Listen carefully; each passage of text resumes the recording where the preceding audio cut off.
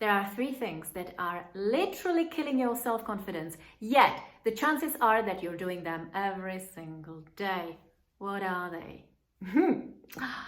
Well, if you're seeing me for the first time, my name is Alena Huberová and I help women in business to become the managers they always wish they had. So ladies, let's talk about self-confidence, shall we? Surely you don't need any convincing from me about how crucial self-confidence is to your success. And it's not only your career, but also success in your relationships, because don't you want to dream a man? So self-confidence is something that we have to cultivate every single day. And remember, it all starts with self-awareness. But that's not what I want to focus on in my video. I rather want to focus on the things or the behaviors that you should try to avoid, because they're absolutely killing your self-confidence. I'm going to make it simple. Let's start with 3. The first one. You're telling yourself very crappy stories.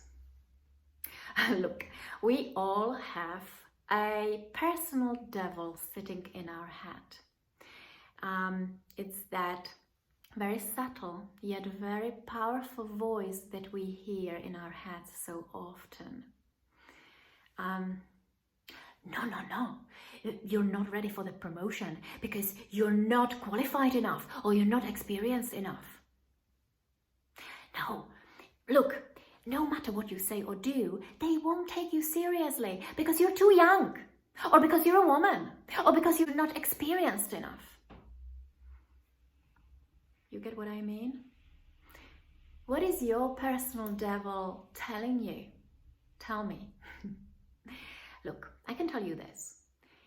Many of these stories that we hear on a daily basis are doing a lot of damage to us. They limit us. The most important thing that you need to know is that these stories are not, or many of these stories are not based on reality.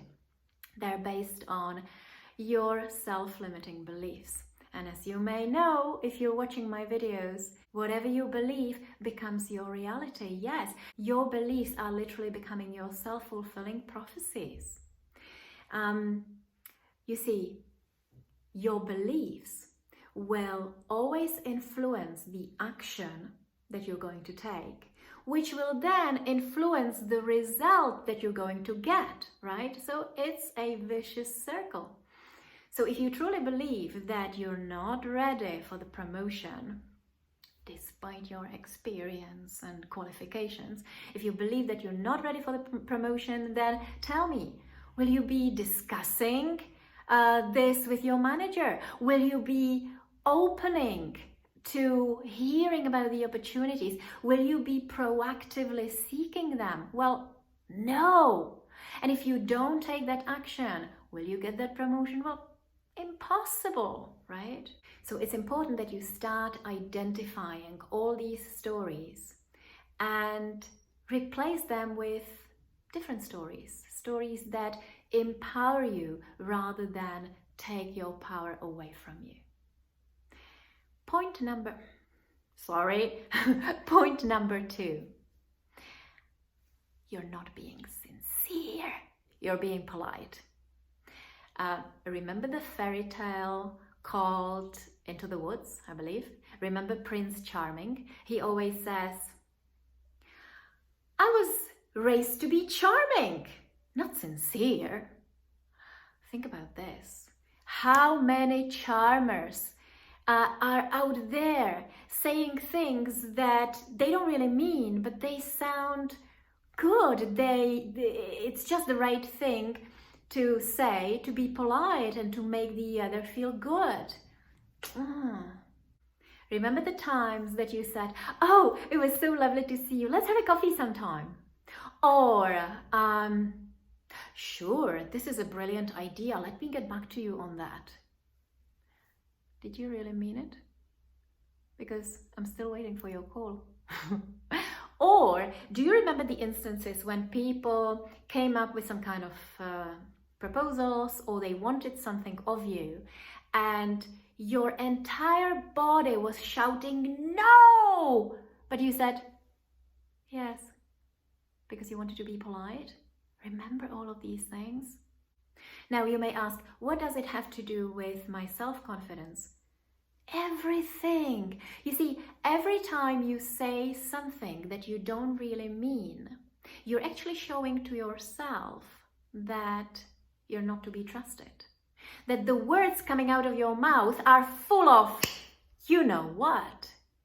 So you're killing your self-respect and you're killing your self-confidence. Politeness, my friend, is definitely not a way to go. You can still be really nice and kind and respectful, but please be sincere. Point number 3, you're being a bit of a perfectionist. Let's perform a little test. Do you often compare yourself or your performance with other people? Does everything that you do has to be flawless? Do you take ages writing and rewriting every single email? If so, welcome to the club. It's full of women. Yes, my friend, people who are perfectionists, they take forever to accomplish anything. And they are afraid to speak up because what if I make a mistake? These people keep postponing or avoiding things they often want to do, but they don't dare doing them because they fear it's not going to be perfect. And guess what? These people miss the opportunities. These people are persistently dissatisfied. Again, what does it have to do with self-confidence? A lot. You have such high standards that it's literally impossible to achieve them, right? So you continuously label yourself as a failure, and your self-confidence just plummets.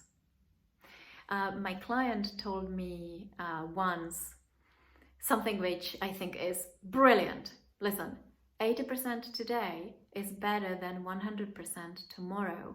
What a brilliant motto for us perfectionists, right? If you find yourself with perfectionist tendencies, then it's really time to do something about it. And it's time to start practicing not being perfect. Look, take action, dispatch today. Don't wait for tomorrow. And the chances are that even if your work is not to your 100%, if it's only at 80%, because your standards are so high, it will be probably absolutely awesome. Okay, so careful with perfectionism. To sum up, here are the 3 things that you may be doing every single day and that are killing your self-confidence. First, you're telling yourself crappy stories. Second, you're not being sincere, you're just being polite. And third, you're being a bit of a perfectionist. If you want to dive deeper into why you're doing all these things, you may want to check out the free online training that I have on my website, or you may want to talk to me because I have the program for ladies in business called SHELeads, and we tackle all these issues head on.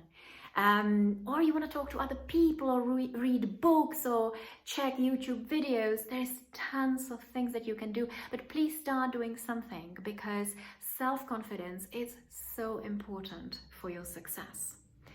Cultivate it and diminish all the behaviors that are killing your self-confidence. I wish you lots of good luck, and I will see you in my next video.